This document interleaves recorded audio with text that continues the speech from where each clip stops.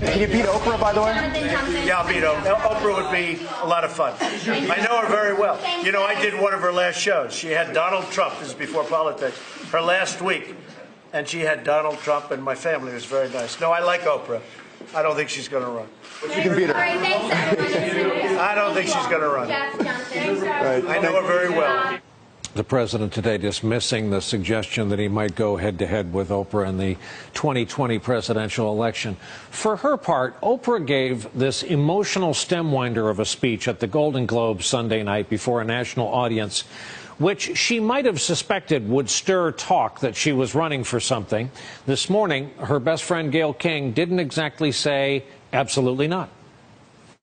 I absolutely don't think that her position has changed. I don't. You know, I was up talking to her very late last night. I do think this, though, guys. I do think she's intrigued by the idea. I do think that. I also know that after years of watching the Oprah show, you always have the right to change your mind. I don't think at this point she is actually considering it.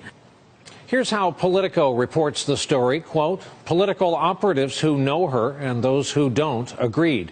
A woman as smart and savvy about the American public and the media could not have given that speech without knowing how she'd stir the presidential speculation pot. Now she gets to see how the reaction plays and who comes calling and decide if it's something she really wants. Well, with us tonight is Matthew Nussbaum, White House reporter for Politico, who happens to be co-author of that story we just quoted from. Matt, instead of asking you for your opinion, which I know I'm not going to get, I'm going to ask you to lay out the case for Oprah running that you've heard in your phone calls and conversations, and the case against Oprah running. Well, I'll start with the case for her running, which was surprisingly strong. I woke up in the aftermath of that speech and thought all the Oprah 2020 talk was a little bit silly. But then as I reported out this story, it really did start to make sense. And operatives, both Democrats and Republicans, said, look, she would be a very, very formidable candidate if she decided to run. And this is not just, oh, in the wake of Donald Trump, anything's possible. Yes, she has the name recognition and the money and the capability to self-finance. But what people told me, again, both Democrats and Republicans, was this is not someone like The Rock or Kanye West saying they're thinking about running for president. Oprah is much more than just a celebrity. She came up in poverty. She built a major business, is internationally recognized and respected, has done a lot of humanitarian work. She would not fit in just the celebrity category. So I think all that she has going for her. I think the case against her running, which some of the folks I talked to brought up, is why would you do that to yourself? She's not nearly as divisive a figure as Donald Trump was when he started running. She's widely popular. She's widely admired. One of the best ways to tank your approval ratings is to run for political office. I heard Van Jones say tonight, we live in a world that Oprah helped to create, but that Oprah doesn't rule. And I think he is hoping very much she does run. Do you think a Trump White House, and you were there today, saw you in the briefing room, will take this talk of an Oprah effort potentially as a serious matter?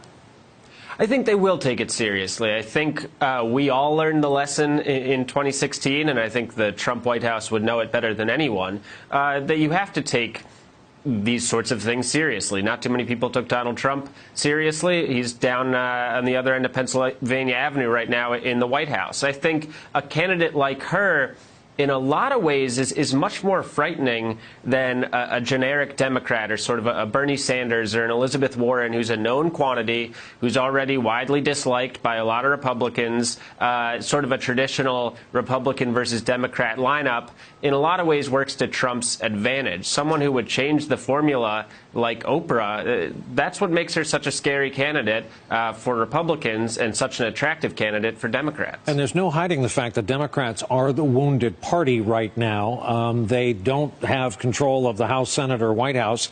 And as you write in the piece, Democrats could use a little fairy tale. That's right. I'd say it's a deeply wounded party. At the same time, you've got a lot of Democrats who would like to run for president. They see Donald Trump as very vulnerable in 2020. I think, and my reporting indicated, that something like that only works to Oprah's advantage, the same way a crowded field worked to Donald Trump's advantage in 2016. You know, Scott Walker and Marco Rubio and Ted Cruz each had their followings, but Donald Trump just sort of towered above everyone in terms of name recognition and could sort of just dominate the field. I think you'd see the same sort of thing with Oprah. She would dominate media coverage and leave the Kirsten Gillibrands and the Cory Bookers of the world lagging way behind. Hey there, I'm Chris Hayes from MSNBC. Thanks for watching MSNBC on YouTube. If you want to keep up to date with the videos we're putting out, you can click subscribe just below me or click over on this list to see lots of other great videos.